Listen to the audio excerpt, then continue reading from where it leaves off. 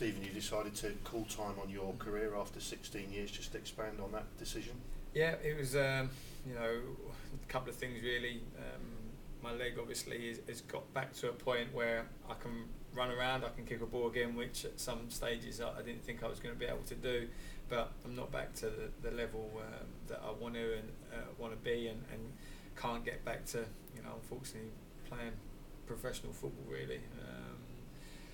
Can do things, little patches, 20 minutes or so, but I still need, anti-inflammatories, things like that, just to get through that. So, from a health point of view, I've got advice really to call it a day. So really, as one door sort of closes on that, hopefully it starts something on the other side. Just, was it a tough decision to make, or was it an easy decision on the doctor's advice? Yeah, it's always tough because, even last season, you're trying your best to still be around it, to give yourself a chance, and I think once that you just know that is the end, then I won't be able to get back out there and play in any more games. But in some respects, I knew it was always going to be tough, and I wouldn't want to go and end my career somewhere else just through the sake of just trying to get through things.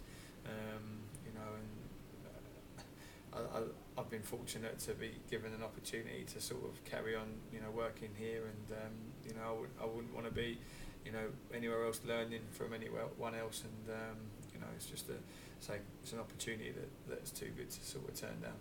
As with every player who spends a long time at Bournemouth, there's been lots of highs and lows. Just talk us through yours. Yeah, there has. The highs have got to be, signing here in the first place.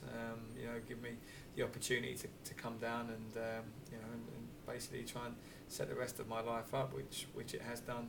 This club does grip you, and so many people do go away and come back, and I was fortunate enough to do that. So re-signing was a hire that going up, obviously at the Millennium Stadium, was a huge hire for me and my family, and also coming back from the injury, even brief for the last two games. My testimonial was a massive thing that an overwhelming experience really, and sort of gave me closure on just coming back and trying to play again, and also finishing probably what will be my last appearance, 15 minutes against Real Madrid. So could be a lot worse, and you don't want to call time on your career for sure. You want to be a footballer, you want to play as much as you can, but things are done, they're there for a reason, they're mapped out, and this is where I'm meant to be at this moment in time. When you look back to what happened that day at Rochdale, did you ever sort of think that could be the end of the road that day? Yeah, it's the first thing that goes through your head. I knew it was a bad one. It was, you're in the hospital and there's nothing else you can think about other than, is that it? And Steve, the club have given me all the opportunity to get back to where I am now, and just walking again. When you read back on the notes, which I'm only just seeing now, it was obviously a lot worse than I thought even back then. So since I've had the plate taken out my legs felt a lot better. But I say, unfortunately, aches, hurts, just doing simple things, and I've got to be sensible and think about the rest of my life to leave, rather than just trying to scrounge out another year.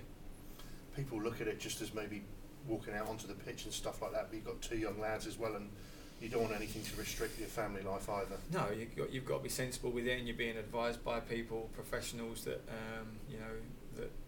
that literally have to tell you you can't. We don't advise you to do it anymore, and that's the situation that I'm in, and you've got to listen. And it's been a great career for me. I've enjoyed it, especially playing here, and I say hopefully now, as one sort of career ends, and it gives me a focus, which it has done over this year, just to get myself ready to move on to the start full time. Just tell us, what's that transition been like, because you've sort of been wearing both hats. Although you haven't played, you've been wearing both hats. What's that been like? Yeah, I mean, in some respects, it's been giving me a real good insight into everything that goes on the staff side of stuff. Things you can never switch off. You're in the moment the whole time. You're thinking about, once your training session is done, you're thinking about if it went well, and then what you can do the next day. And what games you get in. You know, it is a non-stop thing that you know, I've loved, and it has given me the opportunity to gradually, you know, move into this side of stuff. And you know, I'm fortunate that I do work closely with the gaffer and Jace, and you know, I've learnt a lot within this short space of time. So hopefully, when I can dedicate my full time again to just literally looking after these players, you know, they're going to get the best out of me as well, rather than me always thinking, oh, is there a chance that I could still play and get back out there? And now that's gone, you know, I'll be completely on top of what I need to be here. Let's ask you where you're going to see yourself in 5, maybe 10 years. Where do you see yourself? I don't know. It's a, you know, would I have seen myself in this situation 5 years ago? Probably not.